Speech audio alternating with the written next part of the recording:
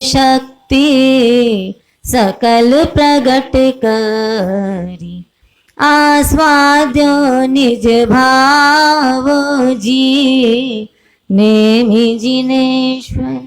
अरिहंत प्रभु परमात्मा जो परम सदगुरु हैं और उन्हीं के मार्ग पर बढ़ने वाले वे साधक, वे संत जो कि उसी तरह की साधना में अपने पुरुषार्थ को बढ़ाते जाते हैं, जैसे नेमि जिनेश्वर निज कारज करियो, जिन्होंने अपना कार्य कर लिया। अपना कार्य अर्थात आत्म विशुद्धि का कार्य, आत्मा को जानने का कार्य। नेमि जिनेश्वर पांड्यो सर्व विभावो जी, आत्म शक्ति सकल प्रकट करी, और आत्म शक्ति को पूर्ण रूप से प्रकट कर लिया और अपने आत्मा का निजानंद का स्वाद लिए उसी मार्ग पे आगे बढ़ने वाले, और इसीलिए आपका नाम अध्यात्म योगी जो गुरु भक्तों के द्वारा दिया गया है। और आपके निकट का वायुमंडल कैसा होता है, यह एक भजन के द्वारा। आनंद बहे सुख सहज मिले, एक ऐसे गुरु के तले, जहाँ देह नहीं संसार नहीं, बस आत्मा की बात चले। एक ऐसे गुरु के तले, गुरु ज्ञान की उजली किरण से, मिथ्या का अंधेरा मिटाते, निज को ही निज में रमा कर, आत्मानंद सहज कराते।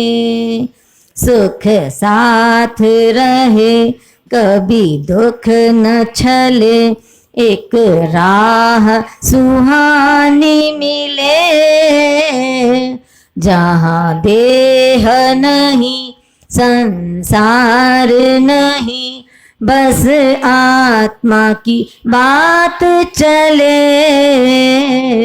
एक ऐसे गुरु के तले, जहाँ गुरुवर कदम बढ़ाए, वहाँ ज्ञान तरंग लहराए, विषयों में सुलगता चेतन कित शीतलता पाए।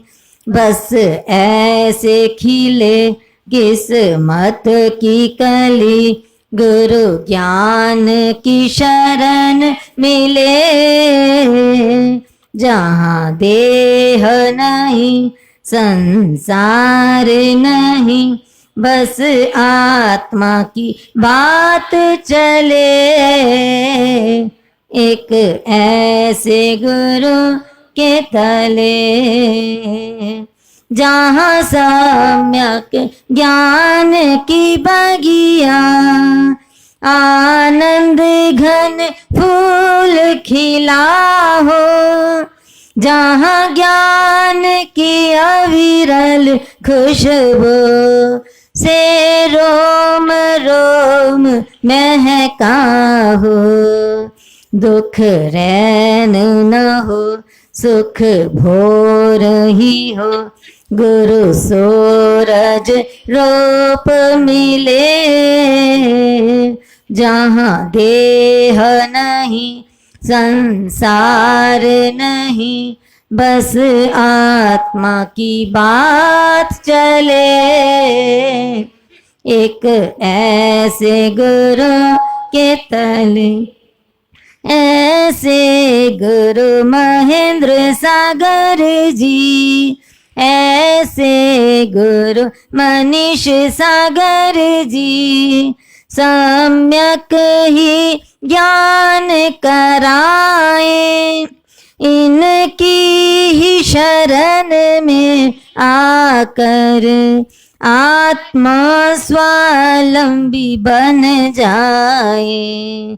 अध्यात्म योगी और युवा मनीषी गुरु सदरूप में मिले। जहाँ देह नहीं संसार नहीं, बस आत्मा की बात चले। एक ऐसे गुरु के तले आनंद बहे, सुख सहज मिले। एक ऐसे गुरु के तले जहाँ देह नहीं संसार नहीं, बस आत्मा की बात चले। एक ऐसे गुरु तले, एक ऐसे गुरु के तले। अब मैं करवद्य विंदन करते हुए निवेदन कर रहा हूं परम पूज्य मणि प्रभा श्री जी महाराज साहब से कि वो अपना उद्बोधन से हमें लाभान्वित करें। परम पूज्य मणि प्रभा श्री जी महाराज साहब।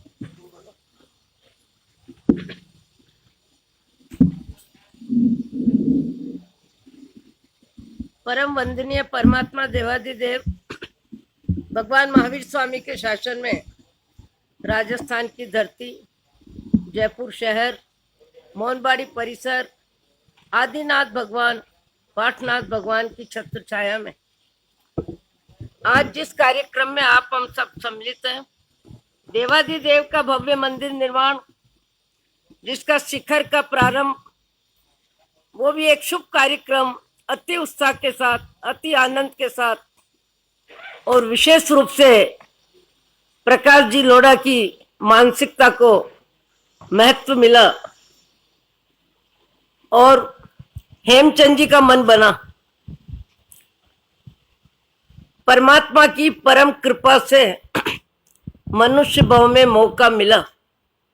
आज हम जिनका दीक्षा दिवस मना रहे हैं, मार्ग दो है, एक इच्छा पूर्ति, दूसरा इच्छा निवृत्ति। आपके जीवन में सन 81 में सिर्फ एक व्याख्यान से ऐसा भाव जगा कि जिससे आपने इच्छा निवृत्ति का मार्ग पकड़ा और इच्छा निवृत्ति का मार्ग पकड़ा। उसमें सबसे निकटतम मोह की जिंदगी में, दाम्पत्य जीवन में पत्नी का स्थान होता है। सबसे पहले रागात्मक संबंध में दाम्पत्य जीवन को ओम शांति करने के लिए 10 वर्ष तक बिमला जी नाहर के आंसुओं का मूल्य इनके भाव जगत में नहीं बना। उनके आंसू, इनका वैराग्य 20 वर्ष तक ग्रस्त जीवन में साधना के मार्ग में आगे बढ़ते हुए और 21वें वर्ष में जहां आपके शारीरिक व्यवस्था में मुझे बहुत दूर से समाचार मिले। एक फैक्ट्री में हम रुके थे और वहां आधुनिक सुविधा भी जैसी नहीं थी, तो फैक्ट्री के चपरासी ने कहा कि इंदौर से एक फोन है और आपका नाम बताया, महेंद्र कुमार जी नाहर। वो कह रहे हैं कि मेरा सपना साकार नहीं हुआ और मेरा कांच का मकान टूटने लगा। ऐसे समय में मुझे क्या करना चाहिए? मैंने जवाब में कहा चपरासी को कि कहो, इस समय हमारे विचार काम नहीं आएंगे। इस समय आपका परिवार और आपके डॉक्टर जो सलाह दे उसे स्वीकार करना चाहिए। हार्ट का ऑपरेशन होने के बाद 4 महीने में फिर आपके समाचार मिले कि अब मुझे संयम जीवन लेना है और योग संयोग से जहाँ इच्छा पूर्ति सारी दुनिया दौड़ती है, इच्छा पूर्ति इच्छा निवृत्ति, महावीर का मार्ग इच्छा निवृत्ति का है। संसार में 4 गति 84 लाख योनि में परिभ्रमण का मुख्य हेतु है इच्छा पूर्ति। इच्छा पूर्ति और इच्छा निवृत्ति 2 मार्ग है। अधिकतर संसार का हर व्यक्ति धार्मिक कार्यक्रमों में, व्यवहारिक जीवन में धर्म आने के बाद भी इच्छा निवृत्ति का मार्ग पकड़ में नहीं आता है। इच्छा पूर्ति के मार्ग में ही व्यक्ति लगा रहता है। आपको आश्चर्य भी हो सकता है कि निकटतम जीवन साथी के आंसू 10 वर्ष तक निकलते रहे, न आंसुओं को सहयोग दिया न विरोध किया, और अपनी साधना के मार्ग में बढ़ते गए। पंडितों का संपर्क, दिगंबर श्वेतांबर आध्यात्मिक ग्रंथों का संपर्क, श्री स्वाध्याय प्रेमी दौलतचंद जी छजलानी, नई दुनिया वाले, जवाहरमल जी रांका, इनके साथ भी आपका स्वाध्याय चलता रहा। साधु साधियों को स्वाध्याय कराते भी रहे। यानी अपनी वैराग्य वृत्ति को 20 वर्ष तक घर में रह के वन के प्रिय पात्र बनने में जो आपका पुरुषार्थ रहा। कल मुझे किसी ने कहा, आपको मालूम है कि हमने चातुर्मास त्रिविध संघ सन 2001 का और पूर्णिमा को दूसरे दिन, आज के दिन 7 बजे आप इंदौर से अमरावती पधारे और मुझे कहने लगे हम आ गए हैं।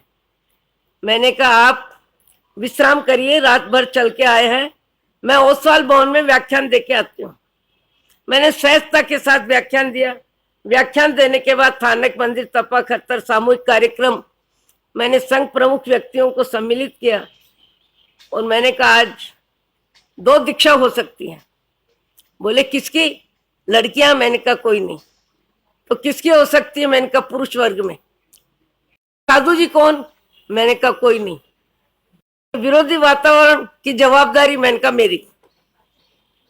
मैंने कहा दीक्षित होने वाले सामान्य व्यक्ति नहीं है, आम आदमी, इंदौर का नहीं, राजस्थान के भी साधु साध्वी भी उनसे परिचित है, विशिष्ट व्यक्तित्व है और उनके सहयोगी। कार, बंगला, स्कूटर, फैक्ट्री छोड़ना आसान नहीं है। हर दिन व्यक्ति कहता है 8 घंटा फैक्ट्री तो जाना ही है, 6 घंटा फैक्ट्री तो जाना ही है, 6 घंटे दुकान में बैठ के धन तो कमाना ही है। इच्छा पूर्ति में जिंदगी का अधिक समय जाता है। 5 इंद्रियों को विषय को लेके, आहार संज्ञा, परिग्रह संज्ञा, ज्यादा में ज्यादा आहार संज्ञा और परिग्रह संज्ञा व्यक्ति का समय लेती है। आपको आनंद होगा और अनुमोदना तो आएगी कि 27 वर्ष की उम्र में इंजीनियर MBA पढ़ने के बाद कार, बंगला, स्कूटर, फैक्ट्री के एकाकी अधिकारी मनीष कुमार जी ने पिता के मार्ग को पसंद किया और आपको छोड़ने जैसा लगता है तो मुझे क्यों पकड़ा रहे हो?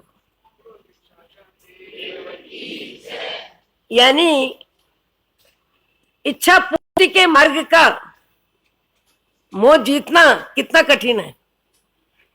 मैं इस समय 1 मिनट के लिए बिमला जी नाहर, जिन्होंने देखा 10 वर्ष के बाद कि मेरे पतिदेव नाम के पति हैं, बाकी ये जंगल के जोगी हो चुके, भले घर में रहते हैं, पर उनकी भी विशिष्ट रुचि कि जब मनीष सागर जी तैयार हुए, मनीष कुमार जी, और मैंने पूछा आपने क्या सोचा? 1 महीने पहले अमरावती आए और कहने लगे कि मैं आपको बधाई देने आई हूं कि पिता पुत्र अमरावती में दीक्षित होने आएंगे। मैंने कहा कमाल कमाल कमाल। मैंने कहा आपका क्या होगा? आप 7 भाइयों की बहन है, आपके माता पिता है, उस समय की MA पढ़ी हुई महिला, और इधर सास ससुर देवर जेठ सबका परिवार, आपको कैसे आने देंगे? उन्होंने बोला मैंने सोचा है दीक्षा के दिवस मुझे नहीं जाना है और दीक्षा की जानकारी भी मुझे नहीं देनी है, अन्यथा परिवार के सदस्य सरल मना निर्मल आत्मा मनीष कुमार जी को जिधर मोड़ो उधर ही मुड़ जाते। हकीकत पे हमारे डॉक्टर सागरमल जी साहब शाजापुर वाले मुझे कहने लगे, मैं तो अपनी पोती का टेवा लेके घूम रहा था।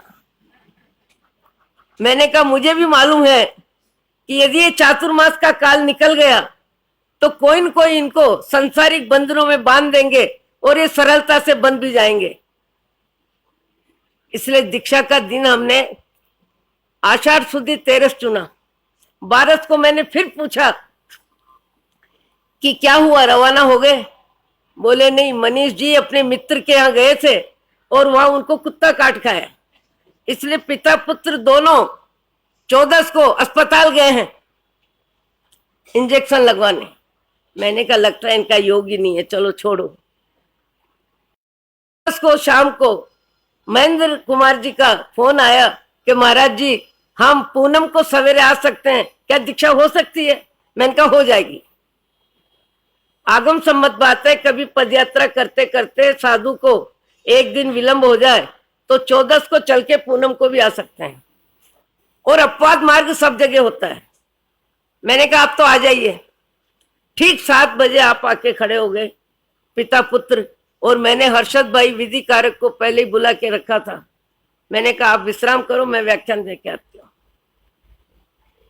और जिस तरह से दादा गुरुदेव के समक्ष खड़े होके ओगा वगैरह हमने तैयार किया, और दादा गुरुदेव के समक्ष खड़े होके महेंद्र कुमार जी ने कहा, हे दादा गुरुदेव, आज से हम आपकी गज परंपरा में, खरतर गज परंपरा में मुनि धर्म स्वीकार करते हैं।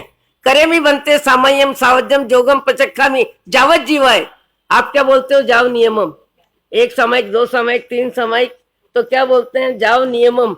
जब तक हमारी मानसिकता है, जब तक हमारा संकल्प है, उस नियम के अनुसार हम सामयिक लेते हैं। और मुनि धर्म स्वीकार करने वाले जावत जीवाय, जीवन पर्यंत। आपने वो करेम बनते बोली, मनीष सागर जी ने सुनी, और दीक्षा का कार्यक्रम संपन्न हो गया। ये विचक्षण श्री जी महाराज का प्रत्यक्ष आशीर्वाद का फल था। उनकी जन्मभूमि में आपकी दीक्षा हुई। और इतिहास, अभी हमारे गुमानमल जी के बेटे जो मालू जी है वर्तमान में मंत्री, उन्होंने कहा कि 100 वर्ष के इतिहास में भी शायद ऐसी दीक्षा नहीं हुई होगी कि दादा गुरु के सामने बिना साधु के खड़े होके दीक्षा ले। मैंने कहा विचक्षण सिद्ध जी महाराज की जन्मभूमि में उन्हीं का आशीर्वाद फला है। और आपने मुझे एक बार बोला भी था कि मुझे इसकी चर्चा नहीं करना है, पर गुरनी जी ने दर्शन दिए कि अब समय आ गया है। आज हम दीक्षा दिवस मना रहे हैं, पर इच्छा निवृत्ति का पुरुषार्थ होना चाहिए आज सबका। अपनी इच्छा के अनुसार, अपनी शक्ति के अनुसार, अपनी मानसिकता के अनुसार।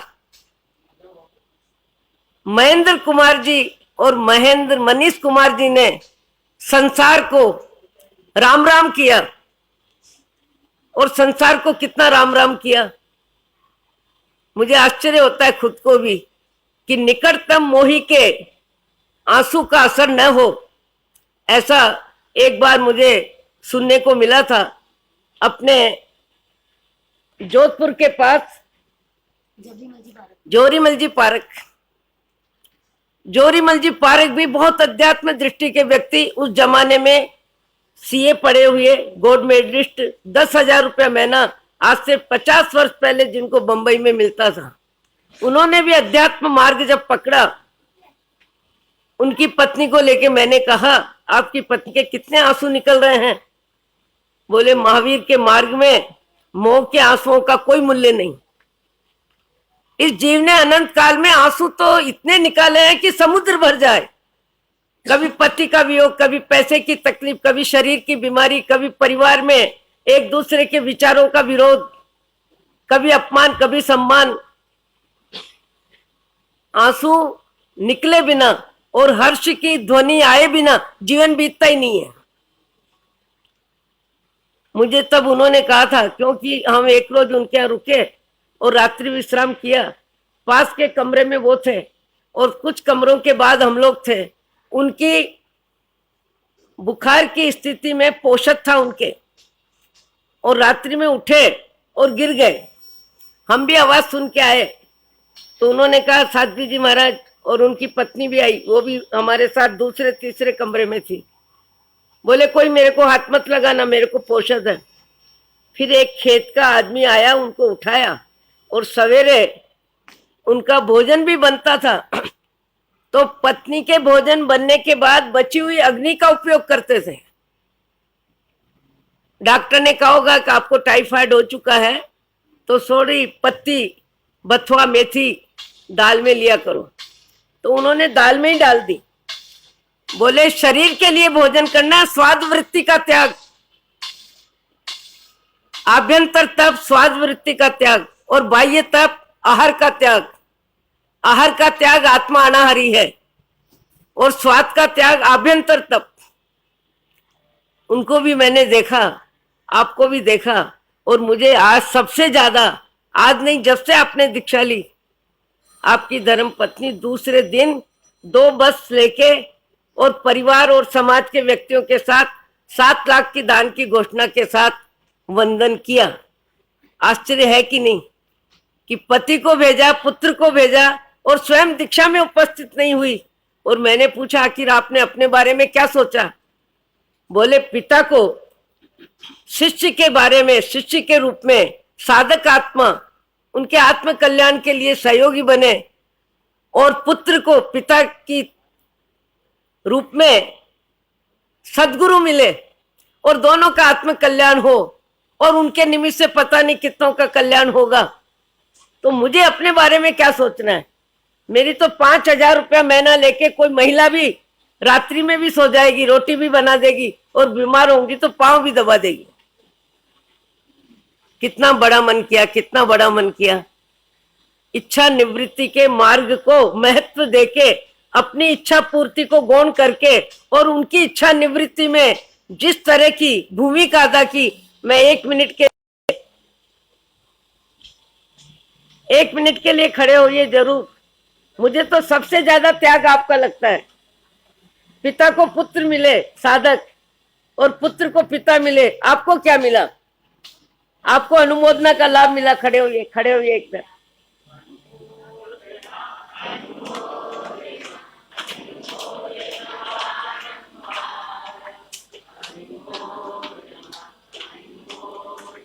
आज किसी ने कहा महाराज को क्या दे? माला दे, 20 लाख की, 15 लाख की, 10 लाख की। किसी ने कहा कपड़ा तो दे दिया, किसी ने कहा मूर्ति दे। मैंने कहा महाराज ने आज के दिन क्या किया? त्याग वृत्ति। तो त्याग वृत्ति की अनुमोदना तो त्याग से होनी चाहिए। पैसे का प्रदर्शन किस लिए? परिग्रह से भक्ति क्या करना? वो तो परिग्रह त्याग के मार्ग में आए हैं। आप परिग्रह के आधार पे उनकी भक्ति करना चाहते हैं, ये सही भक्ति नहीं होगी। नौकरसी का नियम लो, फोरसी का नियम लो, स्वाद त्याग का नियम लो, रात्रि भोजन त्याग लो, एक सामायिक करने का नियम लो, समता भाव का अभ्यास करो, साधना के मार्ग में कदम रखो। अभी एक जो गाया धमतरी के मणिधारी मंडल ने, मुझे लगा भाव ताकत तो बहुत ज्यादा है। जहां कहोगे वहां चलेंगे, जैसे कहोगे वहां बैठेंगे, ये शब्द तो बहुत भारी है भैया, बहुत भारी है। इन शब्दों को आपने तोल लिया तो धन्यवाद है। जहां ले चलोगे वहां जाएंगे, जो कहोगे वो करेंगे, जहां रखोगे वहां रहेंगे। फिर तो क्या है, तन मन धन बुद्धि प्राण सब समर्पित है। अब पीले कपड़े सफेद कपड़े पहनने में देर क्या है? फिर शब्दों के साथ भाव की ताकत काम करती है। आज आप जो सब अनुमोदना का लाभ ले रहे हैं, त्याग का बहुमान है। आज भगवान की भक्ति में भी जिन्होंने धन छोड़ा है, जिन्होंने मन बनाया है, सबसे ज्यादा व्यक्ति को धन का राग होता है, परिग्रह का राग होता है। और परिग्रह के आधार पे व्यक्ति अपनी पहचान बनाता है और परिग्रह के आधार पे कमल की तरह खिलता है। परिग्रह जीव को सबसे ज्यादा है, जबकि जैन दर्शन में 24 तीर्थंकरों ने परिग्रह राग छोड़ने का उपदेश दिया है। और उपदेश ही नहीं दिया, जितने भी तीर्थंकर हुए सबने परिग्रह का त्याग किया, शारीरिक सुविधा का त्याग किया।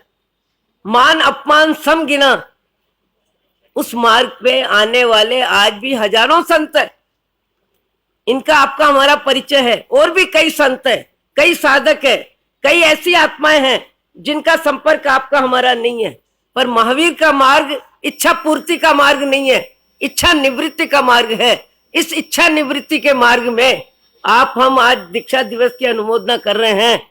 तो अनुमोदना में शब्दों की अनुमोदना क्या बोलते हैं, किसी की तपस्या क्या बोलते हैं, अनुमोदना। अनुमोदना लगता क्या है, जिह्वा ऐसे ही हिलती रहती है दिन भर, 2 मिनट और हिला ली जिह्वा को। वो वास्तविक अनुमोदना नहीं है। वास्तविक अनुमोदना अनुकरण होता है। इन्होंने संपूर्ण वैराग्य जीवन लिया। आप दीक्षा अनुमोदना के निमित्त अपने जीवन में जहां है वहां से ऊपर उठने की बात करें। आजकल यहाँ से बाहर के आने वाले एक जयपुर से संबंधित ही व्यक्ति है, भले वो नागपुर में रहते हैं। उन्होंने कहा महाराज ट्रस्ट मंडल में प्रतिकोण में कौन दिखता था। मैंने कहा यहाँ कार्यकर्ता ज्यादा है, आराधक जहां है वहां रहते हैं। यहाँ नहीं आए होंगे, विचक्षण भवन में परिक्रमा कर लिया होगा। पर अब मुनि भगवंत के आने पर यहाँ के श्रावक समाज में जागृति आएगी आएगी और आएगी। 10-20 व्यक्ति तो त्याग मार्ग में इच्छा की निवृत्ति में पुरुषार्थ का प्रारंभ करेंगे। भले बिंदु से करे, सिंधु तक पहुंचेंगे तब पहुंचेंगे।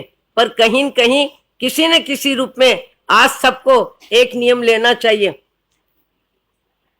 हमारे बिमला जी ने कहा कि और तो कुछ मेरे पास देने जैसा है नहीं, मेरा शरीर है और मेरी आत्मा है, पर फिर भी परिग्रह की व्यवस्था जो मेरे पास है उसमें से 11 लाख आज इस मंदिर निर्माण के लिए मैं भेंट करती हूँ। जय जय हर्ष इसी हर्ष। प्रकार प्रमिला जी मेमवाल ने भी 51 लाख, बिमल मेमवाल 51 लाख दादा गुरुदेव के सभा मंडप में लाभ लिया। हर्ष हर्ष। और आज पाषाण रखने वाले महानुभाव जिनका अभी अध्यक्ष कह रहे थे अभिनंदन ऊपर करना है, मैंने कहा नीचे सभा में करना। अब उस कार्यक्रम को 5 मिनट में निपटा दें और उनका जो भी भाव बनता है उसका भी उल्लेख कर दें और फिर मुनि भगवंतों का व्याख्यान सुने। पर आज यहाँ बैठने उठने के पहले आंशिक रूप से भी पर अपने मन को मनाने की कोशिश करें और जीवन में 1 महीने के लिए क्रोध का त्याग, 1 महीने के लिए व्यापार को छोड़ के झूठ बोलने का त्याग, भोजन करते हुए अच्छा बुरा बोलने का त्याग, भोजन करते समय मोबाइल को हाथ लगाने का त्याग। सुरेश जी पारक उल्लेख कर दूं आपका, क्या दिक्कत है? नहीं, सुरेश जी पारक बहुत अध्यात्म प्रेमी है, नाम का मोह नहीं है, बहुत अच्छे में अच्छे इंसान है।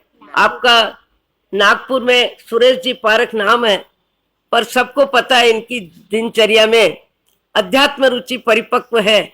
इनके बेटों ने भी 2 उपदान कर लिए हैं, दोनों ने, और अभी भी यहाँ उपदान का कार्यक्रम मिंगसरवदी में, मालपुरा में खरतरगढ़ संघ के द्वारा और मुनिश्री की निश्रा में साध्वी जी महाराज की उपस्थिति में उपदान होने की बात संभावना है। देव की जय। और संयम सागर 12 वर्ष की उम्र में शरीर छोड़ के गए। उनके माता पिता ने सबसे पहले कहा है 1 मिनट खड़े होके कि हम पति पत्नी दोनों पूरा उपदान तप करके संयम मार्ग में रुचि बढ़ाएंगे। हर्ष हर्ष हर्ष हर्ष। कार्यकारिणी के अध्यक्ष प्रकाश जी है यहाँ, नहीं है तो फिर इस मंदिर निर्माण में और पूरी तरह से मोहनबाड़ी के विकास में कुशल चंद जी साहब सुराना।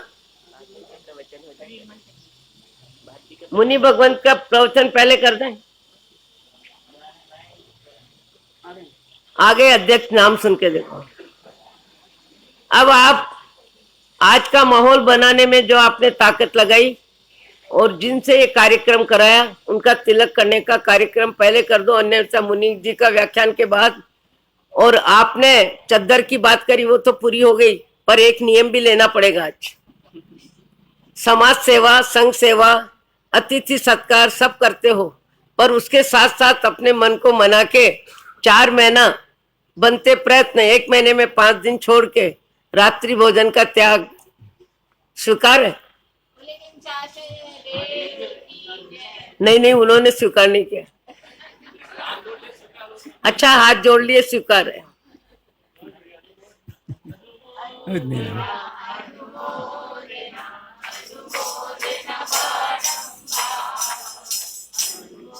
हाँ, हेमचंद जी साहब। अब मैं करते निवेदन कर रहा हूं परम पूज्य प्रसन्न सागर जी महाराज साहब से, वे एक भजन प्रस्तुत करेंगे। प्रसन्न सागर जी महाराज साहब। विवेक सागर जी महाराज साहब। अब वो भजन है ना, मारवाड़ी समाज। दुनिया में कोई काम शुरू ही न होता, दुनिया में कोई काम शुरू ही न होता, अगर इस जहां में गुरु ही न होता, दुनिया में कोई काम शुरू ही न होता, अगर इस जहां में गुरु ही न होता, दुनिया में कोई काम शुरू ही न होता। प्रभु वीर ने चंदन बाला को है तारा, प्रभु वीर ने चंदन बाला को है तारा, अभिमानी गौशालक को भी देवलोक दे डाला, अभिमानी गौशालक को भी देवलोक दे डाला। माने गुरु की जो, माने गुरु की जो, उसे दुख न होता, दुनिया में कोई काम शुरू ही न होता, अगर इस जहां में गुरु ही न होता, दुनिया में कोई काम शुरू ही न। माशुतोष मुनि को भी देखो गुरु कृपा ने उबारा, माशुतोष मुनि को भी देखो गुरु कृपा ने उबारा, गुरु भक्ति से श्रेणिक ने भी तीर्थंकर पद बांधा, गुरु भक्ति से श्रेणिक ने भी तीर्थंकर पद बांधा, गुरु जो इन्हें ना मिलते, गुरु जो इन्हें ना मिलते, सोचो फिर क्या होता, दुनिया में कोई काम शुरू ही न होता, अगर इस जहां में गुरु ही न होता, दुनिया में कोई काम शुरू ही। इंद्रभूति को प्रभु वीर और जम्बू को सुधर्मा, इंद्रभूति को प्रभु वीर और जम्बू को सुधर्मा, अहिमुत्ता को गौतम स्वामी राजुल को निमिना था, अहिमुत्ता को रोस्तम स्वामी राजुल को निमिना था, ऐसे गुरु ने दिया, ऐसे गुरु ने दिया भव से किनारा, दुनिया में कोई काम शुरू ही न होता, अगर इस जहां में गुरु ही न होता, कोई काम शुरू ही न होता। रोम रोम गुरुवर का तेजस आंखें सूरज चंदा, रोम रोम गुरुवर का तेजस आंखें सूरज चंदा, गुरुमुख से है अमृत बरसे छूटे यम का फंदा, गुरुमुख से है अमृत बरस छूटे यम का फंदा, सम्यक दर्शन से हुआ है, सम्यक दर्शन से हुआ है जीवन उजियारा, दुनिया में कोई काम शुरू ही न होता।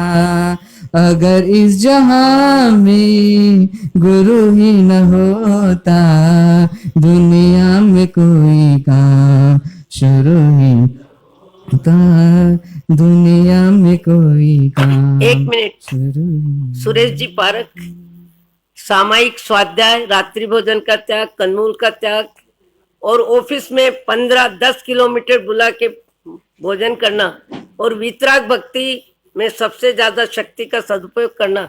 1 मिनट खड़े होकर नमस्कार कर लें। आपने नेमिनाथ भगवान की प्रतिष्ठा का संपूर्ण लाभ लिया है।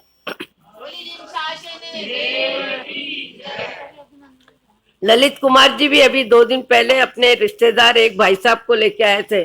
उन्होंने स्वयं इच्छा से कहा, साध्वी जी महाराज, इस भव्य मंदिर में, कलात्मक मंदिर में, वर्षों वर्ष रहने वाले मंदिर में मुझे भी कुछ लाभ दिया जाए। हमने व्यक्तिगत मंदिर, उपासना सब बनाया है। तो मैंने कहा आपने इतना लाभ लिया तो यहाँ भी 11 लाख ले लें। बोले बहुत अच्छा, मैं तत्काल भिजा दूंगा। आज भी यहाँ बैठे हुए कई महानुभाव ने 11-11 लाख। विपिन भैया नहीं, ओम शांति। शांतिनाथ भगवान की प्रतिष्ठा का संकल्प, ओम शांति। सुभाष जी मेमवाल, जिनके पुत्र वर्धमान कुमार जी के नाम पे दीक्षित है और ये झुंझुनू के, इसलिए हमने इनको जयपुर के मान के, और पुंडरिक स्वामी की प्रतिष्ठा का लाभ आपने लिया है। मैंने ऐसे ही कहा, आपके 2 बेटे थे, एक बेटा दीक्षित हो गया और दूसरे बेटे को सब कुछ मिल गया, तो इनके लिए भी तो कुछ करें। मैंने वर्धमान सागर जी को कहा तो कहने लगे मैंने पकड़ा कब था तो मैंने छोड़ा। मैंने पकड़ा ही नहीं था तो छोड़ने का प्रश्न ही कहाँ है। फिर भी इनके पिताश्री, आप 1 मिनट खड़े हो जाएं। बेटा दीक्षित है, वैराग्य, और इनके जीवन में काफी वैराग्य आया है। इन्होंने सुधर्म पुंडरिक स्वामी की प्रतिष्ठा का लाभ का संकल्प लिया ही नहीं, काफी कुछ अर्थ भेज भी दिया है।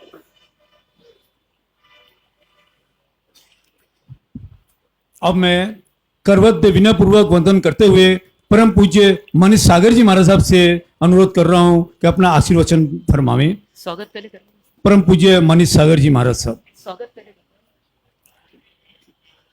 पहले करवाना। हेमचंद जी का निपटा देते बीच में। आज हमारे बीच बहुत ही शुभ अवसर है, गुरु पूर्णिमा का दिन है, गुरु दीक्षा दिवस है, और साथ ही निर्मित हिमालय के शिखर पर प्रथम पाषाण का श्रीमान बाबूलाल जी साहब, जितेंद्र जी, हेमचंद जी, प्रतीक जी बैराठी के कर कमलों द्वारा पाषाण का पहला पाषाण के पत्थर रखा गया है। इसके लिए मैं आमंत्रित कर रहा हूं परम आदरणीय बाबूलाल जी साहब, जितेंद्र जी, हेमचंद जी, प्रतीक जी बैराठी परिवार से कि आगे आएं और संघ का बहुमान स्वीकार करें। और इसके लिए मैं निवेदन कर रहा हूं संघ अध्यक्ष श्री प्रकाश चंद जी साहब गोले, प्रकाश चंद जी साहब लोढ़ा आगे पधारें।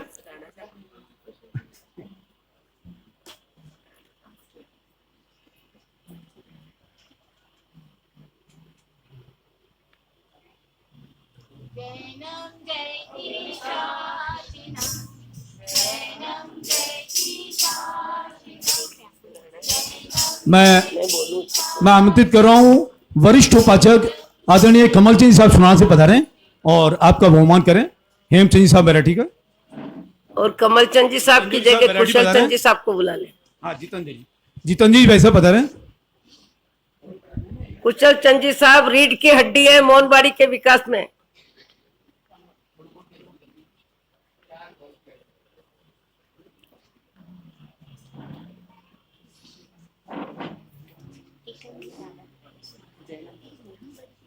किशन जी डागा तो कलाकार है मंदिर के निर्माण में।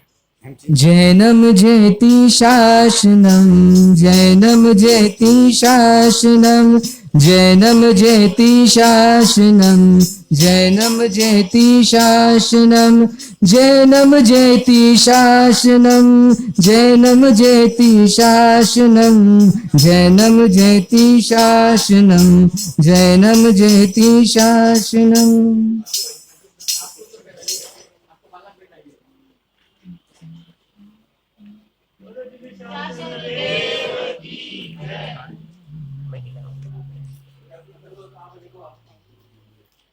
हेमचंद जी का मन बनाने में प्रकाश चंद जी की काफी भूमिका रही है।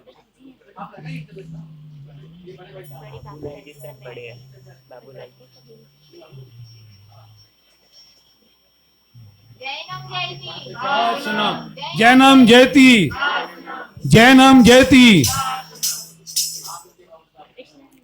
विश्वानंदन वीर की विश्वानंदन वीर महावीर की की विश्वानंदन वीर की जय बोलो महावीर की। बोले जिन शासन देव की बोले आज के आनंद की बोले आदिनाथ भगवान की।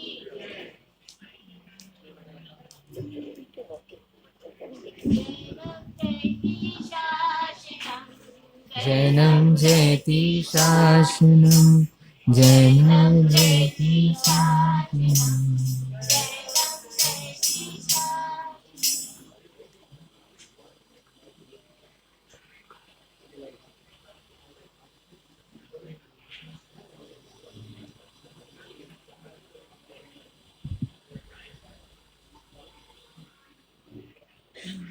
हमारे बीच आज दूर दूर से देश भर के अनेक नगरों से गुरु भक्त यहाँ पर पधारे हैं। मैं उन सब का खतरगत संघ की तरफ से हार्दिक अभिनंदन एवं स्वागत करता हूँ। और इसी कड़ी के अंदर श्रीमान महेश जी साहब शेठिया धर्मतरी से संघ लेकर के आए हैं। मैं उनको भी आमंत्रित कर रहा हूँ कि यहाँ पधारे।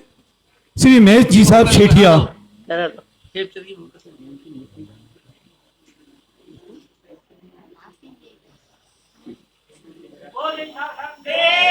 श्रीमती इंदू जी बैराठी पधारे। इंदू जी बैराठी परिवार से और इनके स्वागत के लिए मैं रीना जी बैद पधारे आगे। ये कह रहे हैं रीना कि जी बैद। सबका तो सम्मान प्रतिष्ठा के समय करा देंगे, मन बनाने वाली धर्मपत्नी का तो आज करा दो। हाँ, हमारे भी सभी महेश जी सेठिया धमतरी से पधारे हैं संघ लेकर। इनका भी बहुमान करें। संघ अध्यक्ष प्रकाश जी साहब लोड़ा।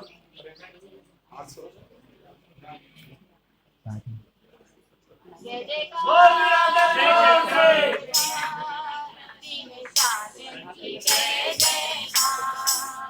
जय जयकार। वंदे वीरम शासनम वंदे वीरम शासनम वंदे वीरम शासनम वंदे वीरम शासनम जैनम जयति शासनम जैनम जयति शासनम वंदे वीरम शासनम वंदे वीरम शासनम। प्रसंग पर आज का देख लो, उल्लेख नहीं करना, अर्थ का उल्लेख नहीं करना, कार्य का उल्लेख करना कि महावीर स्वामी की प्रतिष्ठा का लाभ क्या फर्क पड़ता जैनम जयति है।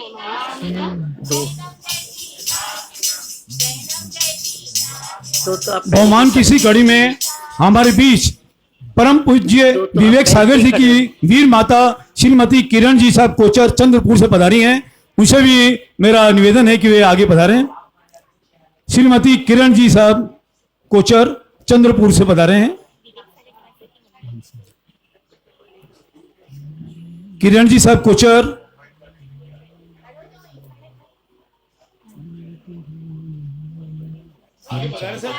आगे आगे पधारे साहब, एक आगे पधारिए। दादी जी को ऐसे कार्यक्रमों में साड़ी में पहन जाती है। संघ बहुमान करना चाहेगा साहब। किरण जी साहब कोचर पधारे हैं। ओम शांति। अभी वहीं से अब टाइम नहीं है, खड़े होके नमस्कार कर लेंगे सब। ठीक है। अब परम पूज्य मनीष सागर जी महाराज साहब अपने आशीर्वाद से हमें लाभान्वित करेंगे। परम पूज्य मनीष सागर जी महाराज साहब। मारवाड़ी भजन बनाया था। हाँ, पूजा बाकी है ना अभी।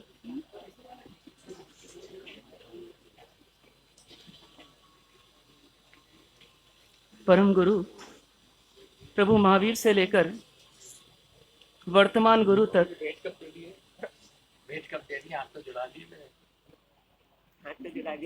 पहुंच गई, भेंट पहुंच गई और स्वीकार हो गई।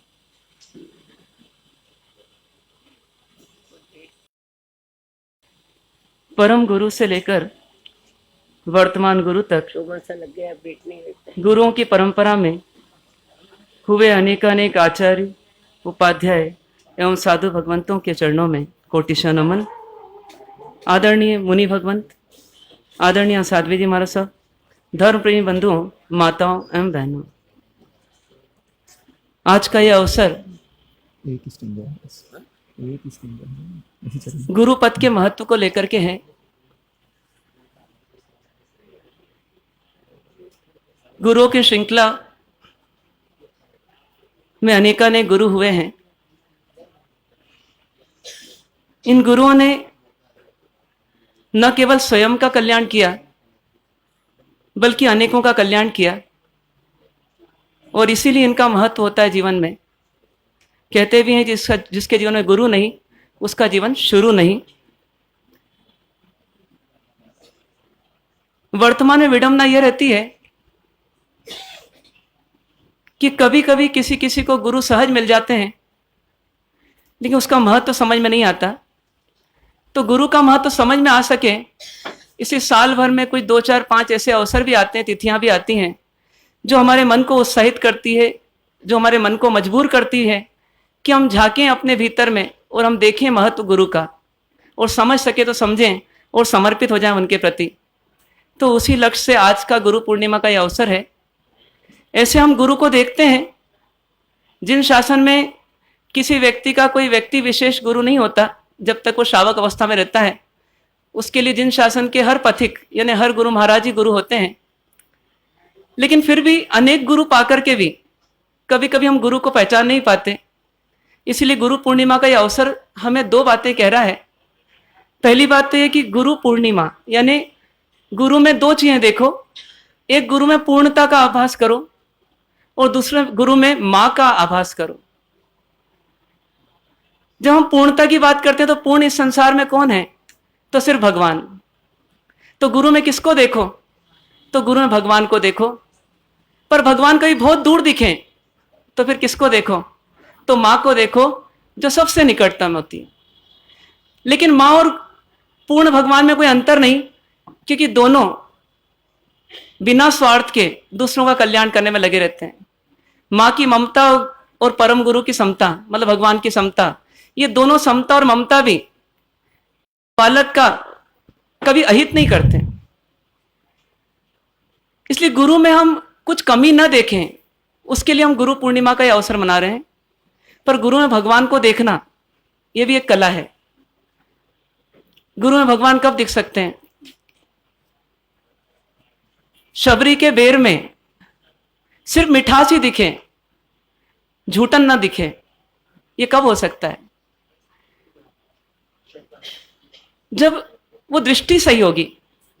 वो राम की दृष्टि और लक्ष्मण की दृष्टि में थोड़ा सा अंतर था बस, हालांकि दोनों महापुरुष थे। हमारी स्थिति तो और नीचे है, रसातल की ओर। लेकिन फील करना है हमारे को कि यदि शबरी के बेर में भगवान को सिर्फ मिठास दिखती है और सुदामा के आगमन में सिर्फ कृष्ण को आतिथ्य दिखता है, और चंदन बाला के सामने जब भगवान महावीर आए तो उनके उड़द के बाकुले में मानो परमात्मा को परमान्न दिख रहा था।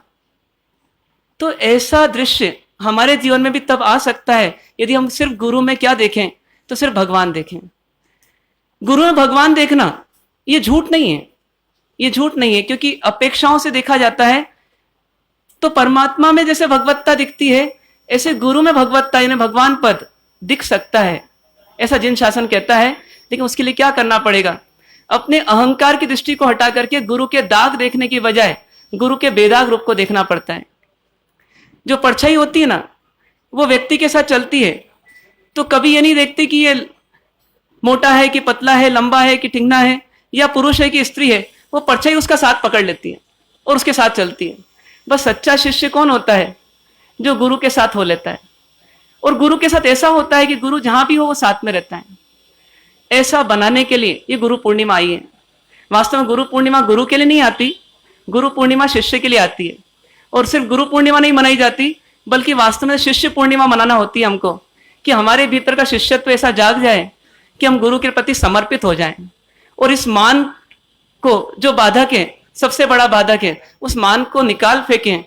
जैसे देवचंद जी महाराज साहब कहते हैं कि तार हो तार प्रभु मुझ सेवक भणी, जगत मां एटलु सुयश लीजे। और आगे कहते हैं दास अवगुण भरियो जानी पोता तणो।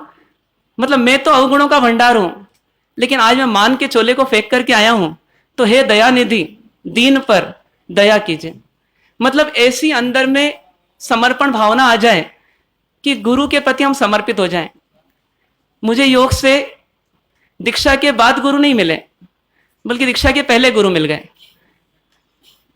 तो मैंने गुरु के दो रूप भी देखे।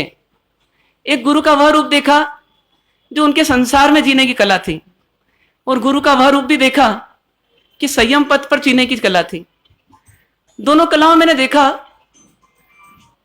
कि गुरु में कुछ विशेषताएं ऐसी होती है जो हजारों की भीड़ में नहीं हो पाती, और वो चीज को समझना इतना आसान नहीं होता। शिष्य सालों साल रह जाए, 20 साल रह जाए, लेकिन उसके बावजूद भी वो गुरु के उस स्वरूप को नहीं समझ पाता। तो इसीलिए वो शिष्य जो है वो वास्तव में गुरु को मान करके भी गुरु की मान नहीं पाता। ये बहुत कहें कि पहेली है गुरु को समझना, तो अतिशयोक्ति नहीं है। पर जब देखा महाराज साहब के दो रूपों को, तो महाराज साहब का एक रूप मुझे वो दिखाई दिया कि जैसे आदिनाथ भगवान का अपन सुनते हैं कि उनको जीवन के प्रारंभ से संघर्ष करना पड़ा, और वो संघर्ष करते गए और मार्ग की स्थापना करते चले गए। जिसने जो आया संकट बताया, उसने उसको मार्गदर्शन, उन्होंने उनको मार्गदर्शन दिया। ऐसे कुछ महाराज साहब की शुरुआत हुई। क्योंकि जब महाराज साहब दीक्षा लिए, तो जिस दिन दीक्षा लिए, ऐसे हमारे हृदय में जिनका पूर्ण स्थान है वो आप सबको मालूम है, और उनकी पूरी कृपा हम पर है। लेकिन उसके बावजूद भी जीवन में बहुत सारे फैसले, बहुत सारे निर्णय, बहुत सारे समस्याओं में समाधान निकालने का बेड़ा तो महाराज साहब पर ही आया। और महाराज साहब उस समय देखा जाए तो एक तरह से, एक अपेक्षा देखा जाए तो ऐसे तो पूरा संघ था माँ बाप के रूप में, लेकिन फिर भी कई मामलों में हम नए थे और महाराज साहब का पूर्ण सहयोग था। फिर भी कई फैसले हमको लेना पड़ते थे, और लिए महाराज साहब ने बखूबी लिए, और उन फैसलों में अपने अध्यात्म को जोड़ते चले गए। इसलिए कुछ हद तक बचते अपना रास्ता निकालते हैं। ये सीन यहां दिखा मुझे, और यही सीन जो मैंने सुना कि इनके जन्म के समय भी हुआ, कि जब जन्म हुआ तो इनका कुछ इस प्रकार से परिवर्तन आया कि जिस माँ की कोख से जन्म हुआ उनके पास अधिक समय नहीं रह पाए, किसी और के यहाँ आ गए। और जब वहां आए तो वहां पर भी इनके ऊपर पूरा दारोमदार आया, लेकिन इन्होंने अपना मार्ग निकाला। मेरा इनको बताने का कोई नजरिया नहीं है, लेकिन मेरा आपको इतना समझाने का रूप मतलब चाहता हूं मैं कि आप समझ सके तो समझे कि एक व्यक्ति गुरु कैसे बनता है। क्योंकि गुरु कहलाना बड़ा आसान है। आज के युग में कई लोग अपने आप को गुरु ही मानते हैं। बॉम्बे में जाएंगे तो वहां बहुत सारे गुरु लोग मिल जाएंगे, लेकिन वास्तव में गुरु बनना इतना आसान नहीं होता। बहुत सारी समस्याओं में, बहुत सारे संकटों में पार पाना पड़ता है। पर गुरु की एक बात मैंने देखी कि गुरु की अप्रोच में दम होता है। गुरु के पास पुण्य का बल हो या ना हो, और गुरु के पास परिचय और पैसे का बल हो या ना हो, लेकिन गुरु के पास एक अंदर प्रतिभा का बल ऐसा होता है जिसके कारण से वो बहुत सारी समस्याओं में सहज समाधान निकालते हैं। कल की बात थी कि जब महाराज साहब ने देखा कि ये इस प्रकार का सीन है कि शायद लोगों को तकलीफ पड़ेगी, तो महाराज साहब का माइंड कहाँ चला होगा पता नहीं, लेकिन महाराज साहब ने 12 बजे कहा कुछ अनूप चंद जी साहब को और कुछ को बुला करके कि इसको खुलवा दें, इसको खुलवा दें जो पीछे की जाली है। तो आप सुनेंगे कभी भी तो पहले इंस्टेंस में आपको एकदम से लगेगा अरे ये क्या हो रहा है। बस ये क्या हो रहा है जिसका लगे समझ जाओ वो कौन है अपना। क्योंकि बाद में जो बात समझ में आए और पहले समझ में नहीं आया वो काम कौन कर सकता है, वो गुरु ही कर सकता है। और आज व्यवस्थित व्यवस्था हो पाई, शायद नहीं होती तो थोड़ी दिक्कतें आ जाती, पर पहली बार में ऐसा ही लगता है हमेशा कि अरे ऐसा कैसे। बीजेपी का निर्माण हो रहा था, उस समय अचानक गोंदिया में आर्किटेक्ट महोदय का आना हुआ और थोड़े से वो निराश थे। निराश यूं थे कि जब ड्राइंग बनाई तो ड्राइंग में साध्वी उपाश्रय साधु उपाश्रय में कुछ इस प्रकार का कुछ गड़बड़ हो गई कि वो सही नहीं बन पाई। लेकिन कंस्ट्रक्शन शुरू हो गया और थोड़ा कंस्ट्रक्शन होने के बाद पता पड़ा अरे ड्राइंग में गड़बड़ रह गई। तो मुश्किल से 3 मिनट लगे होंगे और 3 मिनट में हमारा सामने का नहीं इसका ऐसा ऐसा ऐसा ऐसा कर दिया जाए और ये हो जाएगा, कोई घबराने वाली बात नहीं। तो मुझे लगा कि गुरु के पास कभी कॉम्प्लेक्सिटी नहीं रहती। गुरु के पास सिचुएशंस जो आती है वो कॉम्प्लेक्स आती है, लेकिन गुरु के सॉल्यूशंस हमेशा सिंपल रहते हैं। भगवान महावीर को भी देखें अपन, तो भगवान महावीर ने एक ऐसी जीवन शैली दी कि जिसमें ना आप किसी को सताओ और कोई आपको सताए तो आप दुखी मत हो। कितना सिंपल लाइफ को कर दिया। आज पर्यावरण को संभालने वाले, पर्यावरण को सुरक्षा करने वाले बहुत से लोग कई गोष्ठियां करते हैं, कई नारे लगाते हैं, कई प्रकार के स्लोगन्स लगते हैं, कई प्रकार की ऐसी व्यवस्थाएं होती है। पर अणुव्रतों की व्यवस्था कितनी सुंदर व्यवस्था है कि आप अपनी आवश्यकताओं को सीमित कर लो, विश्व शांति अपने आप हो जाएगी। ये भगवान महावीर के फॉर्मूले, ये भगवान महावीर के सूत्र हैं। तो ऐसे ही सूत्र मैंने बचपन से देखे और आज तक देख रहा हूं। लेकिन फिर भी 2 तरह के गुरु होते हैं, एक सिर्फ गुरु होते हैं और एक सदगुरु होते हैं। दोनों में क्या अंतर होता है? एक गुरु होते हैं, एक सदगुरु होते हैं। लौकिक गुरु को हम गुरु बोलते हैं, जो हमारे को physics, chemistry, maths, English, Hindi, social studies पढ़ाते हैं। उनका भी उपकार कम नहीं होता हमारे जीवन में, क्योंकि वास्तव में गुरु तो हमको इसलिए मिलते हैं कि हमारा मान गल जाए। तो वो मिलते हैं तो हमारे को उनके प्रति नतमस्तक होना ही होता है। लेकिन फिर भी गुरु से भी बढ़कर के कौन होते हैं? तो गुरु से बढ़कर के सदगुरु होते हैं। ये सदगुरु शब्द क्यों आता है? तो इसलिए आता है क्योंकि सत मतलब आत्मा। तो जो आत्मा के गुरु हैं, जो आत्मा के एक्सपर्ट हैं, उनका नाम होता है सदगुरु। तो महाराज साहब में मुझे दूसरी तस्वीर फिर दिखाई दी कि जब तक इनके पास लौकिक मार्ग था तब तक ये लौकिक मार्ग के एक्सपर्ट थे और उसमें इनकी हुनर, इनकी प्रतिभा दिखती थी। एक बार एक व्यक्ति इनको फॉरेन में भी ले गए, सिर्फ किस लिए? कंसल्टेंसी के लिए। और क्या कंसल्टेंसी थी कि बस एक इंडस्ट्री को शिफ्ट करना था, बस उस इंडस्ट्री को शिफ्ट करना था। वहां के एक्सपर्ट को बुलाना नहीं पड़े, इसलिए यहाँ के एक्सपर्ट को ले जाओ। तो फिर 1 साल, 2 साल, 3 साल तक जब तक इंडस्ट्री बनेगी तब तक इनकी मदद मिलती रहेगी। ये उधर भी एक्सपर्ट थे, लेकिन फिर बाद में जब बड़े महाराज साहब के पास से जो मार्ग मिला, वो मार्ग कौन सा मार्ग था? तो महाराज साहब भी उस समय अपने शिखर पर थे। जैसे आज अपने शिखर के शिला को रखा ना, उसी प्रकार से महाराज साहब का अध्यात्म भी उस समय शिखर पर था। और महाराज साहब उस समय जब ध्यान की मुद्रा में महाराज साहब को देखते हैं, मतलब मणिप्रभु जी महाराज साहब को, तो उसमें दृश्य दिखता है तो ऐसा लगता है कि अपन भी ध्यान में बैठ जाओ। तो उस दृश्य को दिखाने वाले नहीं, बल्कि उस दृश्य को बनाने वाले जो महाराज साहब थे, उनका सानिध्य मिला। और जब सानिध्य मिला तो महाराज साहब को चंद मिनट नहीं लगे अपने पुराने मार्ग को परिवर्तित करके नए मार्ग को अपनाने में। महाराज साहब ने आज कहा आप लोगों को कि कोई व्यास ना करे, कोई एकाश ना करे, या कोई नौकारसी करे, कोई रात्रि भोजन त्याग करे। वास्तव में इसलिए कहा क्योंकि करुणा आती है महाराज साहब को। क्यों? क्योंकि ये बच्चे जो हैं ये आत्म मार्ग तो समझ नहीं सकते, आत्म तत्व तो समझ नहीं सकते, ऐसा लगता है। और इसलिए क्या करो, चलो इनको छोटे छोटे नियम तो दो कम से कम ये जुड़े तो रहेंगे धर्म से। लेकिन वास्तव में यदि सदगुरु से सन्मार्ग पाना है तो सन्मार्ग कहां से शुरू होता है? कि जब वास्तव में आत्मा को आत्मा की ललक लग जाती है। और सदगुरु का सच्चा शिष्य बनना उसी को कहते हैं कि जिसका झुकाव आत्मा की ओर हो जाए। तो महाराज साहब से महाराज साहब को आत्म तत्व मिला, और जब आत्म तत्व मिला तो महाराज साहब को चंद मिनट नहीं लगे अपने जीवन के पुराने सब डिसीजंस चेंज करने में। और 20 साल का लंबा सफर जब मैंने देखा, करीब से भी देखा, तो मुझे लगा कई बार कुछ ऑफर्स आए। जैसे आप लोग कभी कभी अच्छे मौके की दुकान और अच्छे मौके की इंडस्ट्री को चूकते नहीं है, तो महाराज साहब को भी कई ऐसे ऑफर्स आए। लेकिन महाराज साहब ने हमेशा एक ही चीज को सामने रखा कि ये मेरा मार्ग नहीं है। मुझे जीना पड़ रहा है गृहस्थ जीवन के कीचड़ में, लेकिन ये मेरा मार्ग नहीं है, तो मैं इससे निकलूंगा। और निकलना है तो मुझे फंसना नहीं है। अब आगे जितना फंस चुका हूं उतना फंस चुका हूं, आगे नहीं फंसना है। और इसी कहे मंत्र को ध्यान में रखते हुए महाराज साहब का एक कारवा चलता गया। और चलते चलते फिर एक चमत्कार हुआ कि महाराज साहब की कृपा हुई। और न मालूम भविष्य में कितने विरोध आते, शायद महाराज साहब मणिप्रभु जी महाराज को पता नहीं होगा, लेकिन उन सब विरोधों की परवाह करे बगैर उन्होंने 2 जीवों पर करुणा की। और इतनी जबरदस्त करुणा की कि ये चोला बदल गया। आपकी योग्यता से बदला है महाराज, योग्यता तो कुछ भी नहीं है। और विचक्षण गुरु की कृपा से। और जब इनकी करुणा बरसी और ये जीवन मिला, तब शायद पता भी नहीं था मेरे ऐसे जीव को तो कि साधु जीवन में करना भी क्या होता है। योग्यता यदि होती तो मैं अपने आप को देख तो पाता मुझे करना क्या है, लेकिन मेरे पास बहुत कम ज्ञान था और बहुत कम समझ थी। पर इसके बावजूद एक गुरु मिल जाते हैं तो जीवन में बहुत कुछ चमत्कार हो जाता है।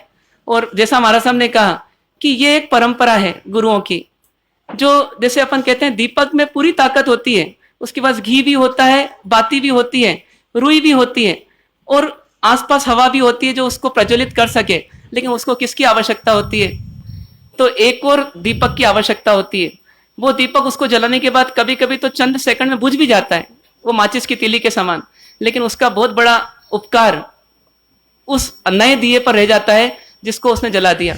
तो ये विचक्षण श्री महाराज साहब से ये दीपक जो जला मणिप्रभा श्री महाराज साहब के रूप में, और उनसे ये दीपक जला, इस प्रकार से दीपक की परंपरा हमको मिल रही है। अब हमारा काम दीपक जला ही, पर जब तक न जले तब तक जो जले हुए दीपक हैं कम से कम उनसे हम प्रकाश ले सकें और हम तत्व को समझ सकें, और तत्व को समझ करके हम इतने लायक हो सकें कि हम अपने आत्म तत्व को प्रज्वलित कर सकें, मतलब हम स्वयं दीपक बन सकें।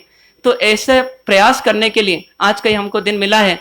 आज उन सब गुरुदेवों को, ये तो कुछ अपने साक्षात गुरुदेव हुए, पर जो अप्रत्यक्ष रूप से जो गुरुदेव हमारे सामने हुए, चाहे वो दिनेश्वर सूरी हो और चाहे वो दादा गुरुदेव हो और चाहे वो समय सुंदर जी महाराज साहब हो और चाहे वो देवचंद जी महाराज साहब हो और इसके पूर्व के भी अनेकों हो जिनका नाम भी अज्ञात हो, इन सब गुरुओं को आज नमन करें और एक ही भावना भाएं कि आप सब ने जिस आत्म तत्व को दिखाया और जिसको जाने बगैर सब कुछ जाना ही बेकार है, ऐसे आत्म तत्व को हम जरूर जानने का प्रयास करेंगे और हम भी अपने आत्म तत्व को निर्मल करके आत्म कल्याण करके इस जीवन का पूरा सदुपयोग करेंगे। ऐसी भावना आप हम सब करें। इन्हीं शुभ भावों से विराम। ओम शांति। एक मिनट, हकीकत में ये व्यवस्था जिस आसानी से बदल गई, कल दिमाग सबका घूम रहा था कि कैसे व्यवस्था जमे, कैसे व्यवस्था जमे।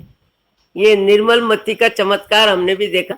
और अभी श्री इंदु जी अपनी बहू के साथ आए बैराठी और कहने लगे, हर्षवर्धन की खुशी में आज हम 24वें तीर्थंकर परमात्मा महावीर स्वामी की प्रतिष्ठा का संकल्प करते हैं कि ये प्रतिष्ठा का लाभ पौत्र की खुशी में, हर्षवर्धन की खुशी में हंसी मुस्की का कार्य हम करने का संकल्प करते हैं।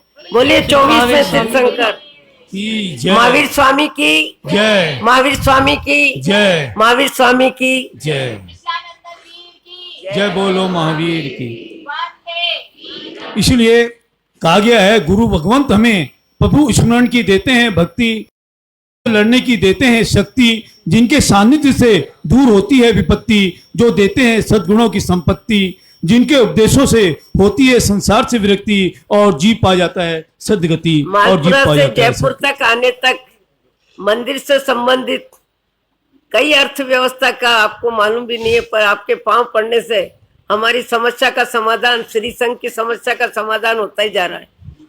अब मैं करवत निवेदन कर रहा हूं परम पूज्य श्री विशुद्ध सागर जी महाराज साहब से, वो एक भजन प्रस्तुत करेंगे। विशुद्ध सागर जी महाराज साहब। आज सबके मन में उल्लास है और सब कुछ कहना चाहते हैं, पर सबके पास क्या नहीं होता है। तो शायद हो सकते हैं कि आवाज मेरी हो पर भाव आप सबके हैं, और आपके भाव हो तो जरूर मेरे साथ बोलिएगा कि गुरुवर प्यारे हो, सबके दुलारे हो, कि गुरुवर प्यारे हो, सबके दुलारे हो, गाए अनुमोदन की के पल पल वंदन करे तुम्हें, के पल पल वंदन करे तुम्हें, के पल पल पावन करो हमें, के पल पल पावन करो हमें, के गुरुवर प्यारे हो, सबके दुलारे हो, गाए अनुमोदन की। जब से पाई है निश्रा पुलकित होता मेरा मन, जब से पाई है निश्रा पुलकित होता मेरा मन, मानो वाणी से झरते हैं केसर मोती चंदन, मानो वाणी से झरते हैं केसर मोती चंदन।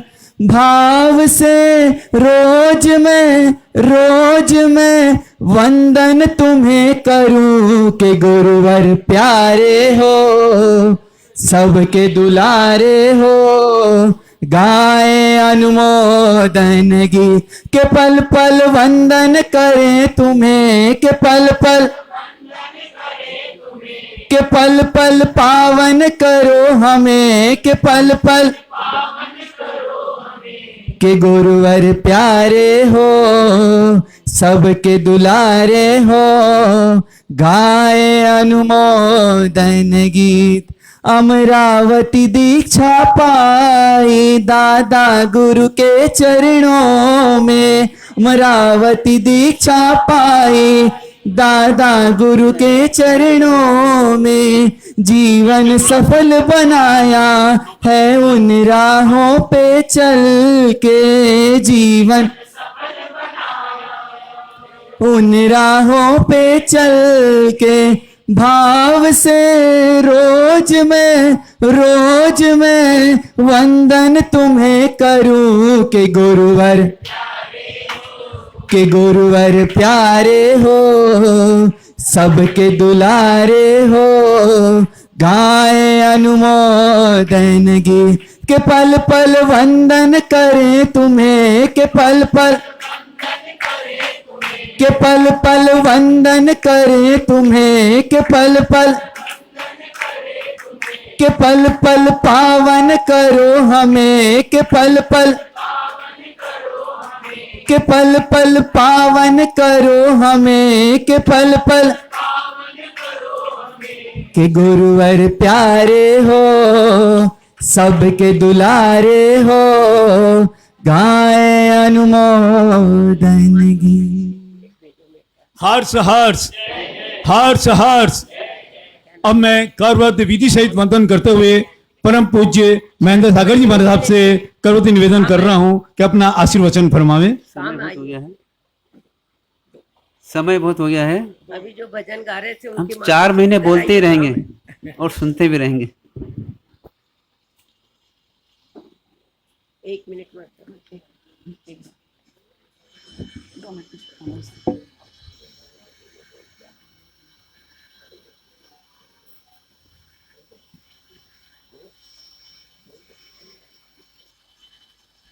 5 लाख का सहयोग गुप्त है। समय हो गया बहुत। फरमाइए। पंच परमेश्वरी भगवंत को कोटि नमन। चारों ही दादा गुरुदेव के चरणों में कोटि नमन। वर्तमान के सभी गुरु भगवंतों के चरणों में कोटि नमन। यहाँ विराजित सभी साथी साधु महाराज, आदरणीय साध्वी जी महाराज, सभी भव्य श्रावक एवं श्राविकाएं। अभी आपने पिक्चर देखी, पिक्चर बताई महाराज साहब ने भी, इन्होंने बताई। पिक्चर तो अच्छी लगती है, पर पिक्चर के पीछे कोई डायरेक्टर होता है और स्टोरी राइटर भी होता है।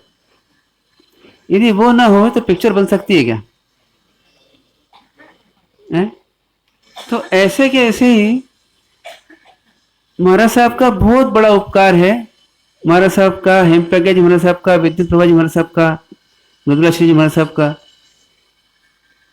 इन महाराज साहब का इतना उपकार है कि यदि हम नहीं होते, ये नहीं होते, तो हम शायद ही यहाँ पर आ पाते और कहीं गलियों में रखड़ते रहते। इसको हम बता नहीं सकते शब्दों में, पर इनका बहुत बड़ा उपकार है।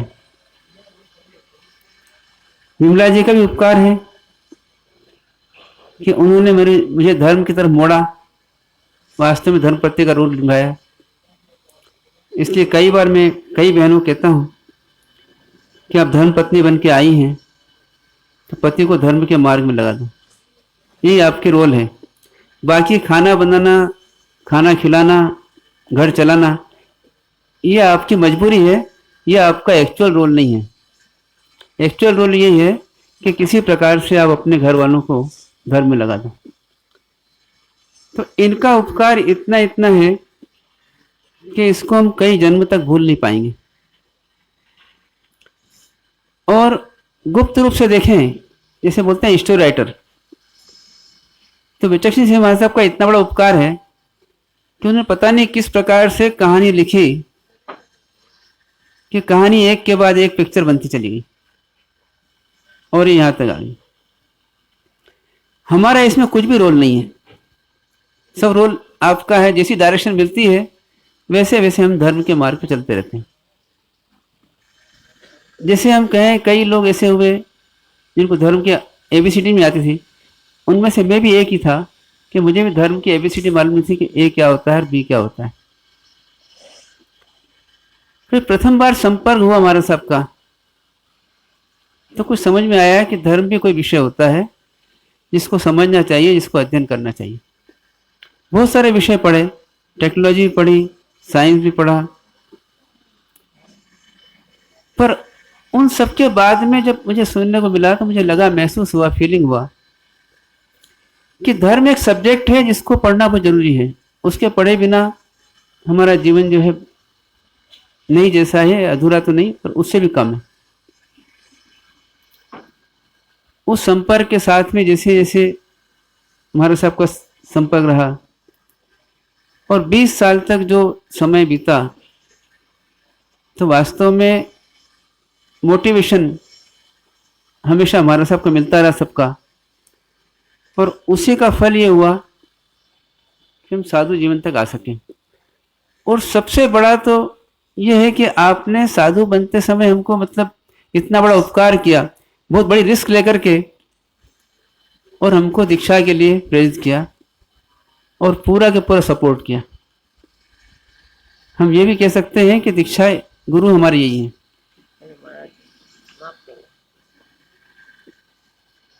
क्योंकि ये नहीं होते